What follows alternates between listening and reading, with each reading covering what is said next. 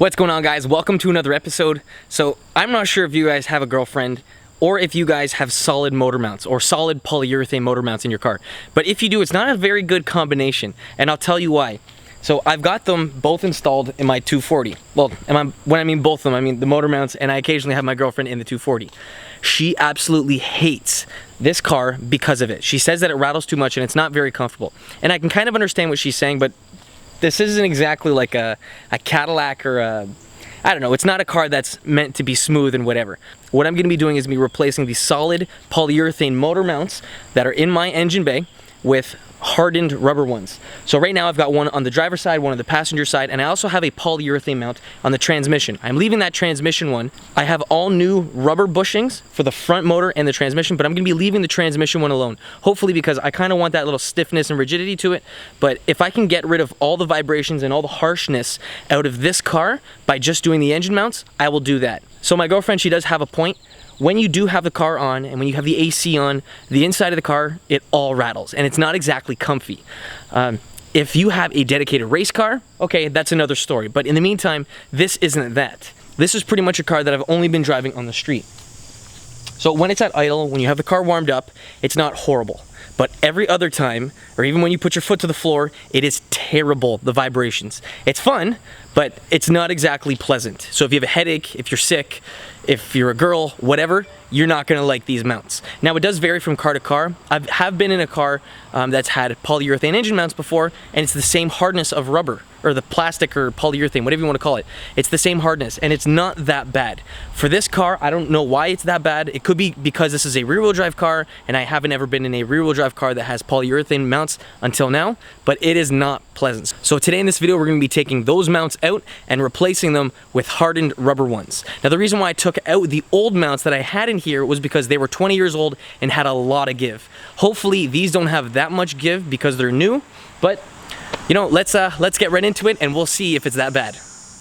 I really hope that the camera's gonna be able to pick up how bad everything is in here, because when you're driving, the keys rattle, the cruise control buttons right here, these rattle, it's all plastic.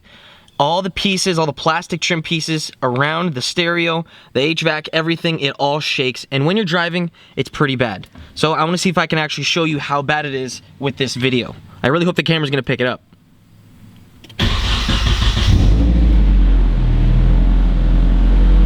So whenever you have the car on, everything shakes a little bit, especially if you have change.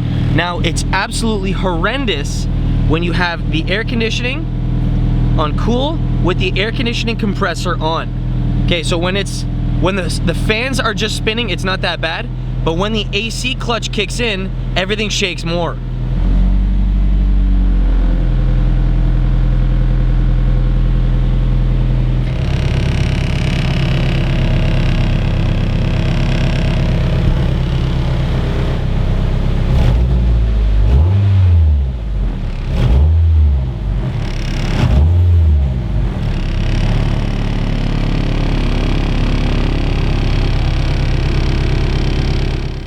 So these are the mounts that we have that came in this kit. So we've got hardened rubber engine mounts right here. These are the engine mounts. We have one for the right side of the engine, one for the left side, and this right here is one for the transmission.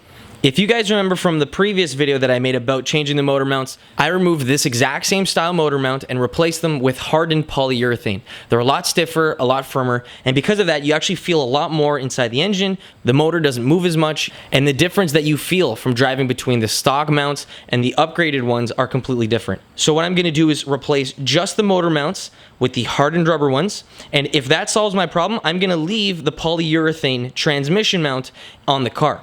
So when this is mounted in the car, all the vibrations and everything that are coming from the motor are gonna have to transfer through and go through the rubber piece, then this metal shim, there's another rubber piece in the middle, this other metal shim, and then another rubber piece found in the motor mount. So this is going to dampen the vibrations drastically. If that's not enough, we're gonna go ahead and throw this in too. this should make the interior of the car a lot nicer to handle and not so race car-esque. If you really want the race car kind of feel, if you want everything to vibrate to hell, if you don't have an interior, if you don't have a girlfriend, whatever, you guys can go with the polyurethane ones and be solved with it. They're not going to degrade like these ones will. So that just means that, say, like 5-10 years down the road, we're going to have to replace these with new ones. With the polyurethane ones, once you put them in, that's pretty much it. So that's enough talking for now. Let's get to it and start throwing these in the 240.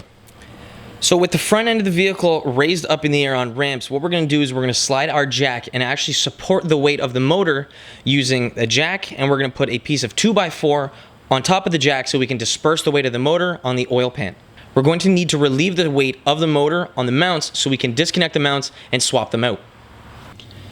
If we jump underneath the car, you can see that we have one motor mount there. That's the passenger side one. And if we come to the driver's side, we can see kind of in that crack that there's the exact same kind of orange mount found up in there. So the way that we take this out is there's a hex bolt that's attached on the top of the mount. And looking from the engine bay up top, we're gonna have to remove it and take it out.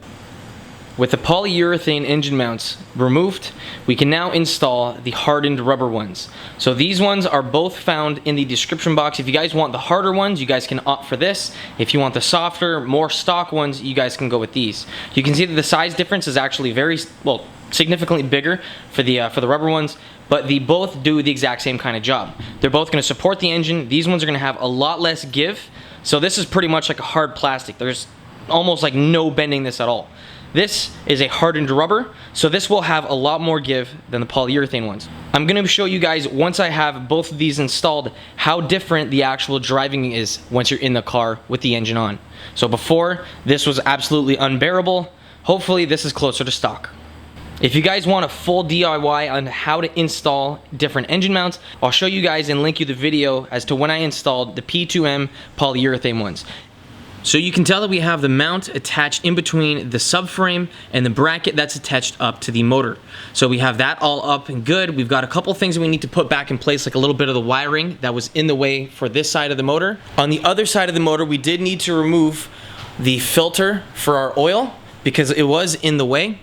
It did pour a little bit down onto the ground, and I do need to clean that up, but the filter was actually in the way of this motor mount, and I couldn't get access to that bolt found in the center of the screen. So in order to tighten up the nut on the bolt, I had to take that out, and well, it's just extra stuff that I need to put back together now. With the mount in there, we can go ahead and reinstall the oil filter back in place. So this slides down there, we need to sandwich it in between all these lines, and we have to attach it back up to the block. With it back in place, we can go ahead, turn on the car, and we can see if there's any difference with the motor. So hopefully with this setup, we're not going to have the engine rattling the hell the interior of the car.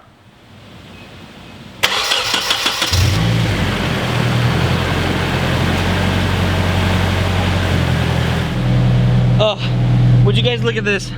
It's actually tolerable. There's no stupid vibrations or anything in here, and it sounds like a normal car. Nothing is vibrating. I'm actually so happy about this. I thought I'd be so pumped about the polyurethane mounts only because my old bushings, or my old motor mounts, were garbage, but I went too aggressive. I'm happy with the hardened rubber ones that I have now. If you guys want to see exactly what I bought, you guys can check the description box because I'll have links for you directing you to where exactly I picked up mine.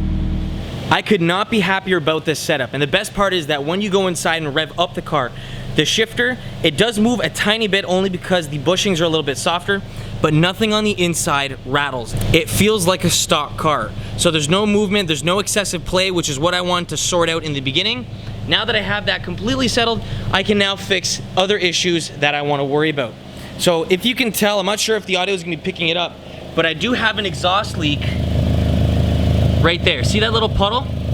So the stock exhaust that was rusty and everything, or actually that is rusty, meets up to my catback that I replaced not too long ago. And because the exhaust is rusty, it didn't exactly want to make a nice seal, and I've got a rust little situation back there that I need to settle. So the gasket doesn't want to mate properly between the two metals, but it's not going to be a big deal because I've got this. So I have a set of headers and a test pipe that's going to replace all of it, along with new gaskets and new bolts. So I've got that video coming out for you guys, and I also am going to be working on this thing. So if you guys saw my previous video of me starting to take apart the motor, we have some progress going, and I'm going to be proceeding and going on from there. I've got to take apart other stuff with this Mini, and well, we're gonna have this Mini running hopefully by the beginning of next year. Unfortunately, I don't think we're gonna be able to have it ready for this year.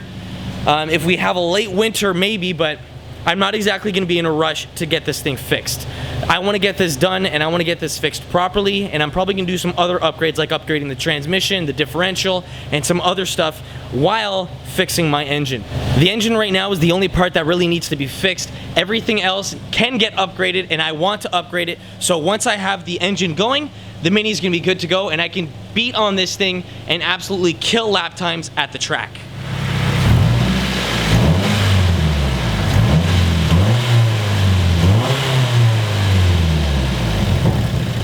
I didn't exactly make this a huge in-depth tutorial because I made a video very similar to this not too long ago. But as for these motor mounts, they're installed, it's good to go, and even when you rev out the car, nothing on the inside rattles. It just sounds like a normal car with a catback exhaust. If you guys have any questions regarding this video, throw them down in the comment section below, and I'd be more than happy to help. Again guys, thanks for watching, I'll catch you in the next one. Peace.